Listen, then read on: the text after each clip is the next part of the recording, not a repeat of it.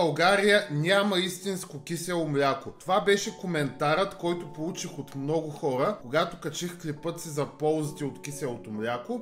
Това въобще не е вярно, но аз разбирам защо хората са така скептични. Наистина в търговската мрежа има много ефтини бюджетни марки, които предлагат некачествени продукти и също през последните 10-15 години стана така доста печално известно, че много млечни продукти, които се предлагат като млечни, всъщност са пълни с изкуствени съставки, с консерванти и с рафинирани растителни мазнини, което за мен е огромен проблем. Да не говорим, че голямата част от киселите млека са в пластмасови опаковки, които дори да са BPA free, най-вероятно съдържат някакви други химикали, които разстройват ендокринната система. Има достатъчно марки наистина хубаво качествено кисело мляко, стига обаче да си го подбираме.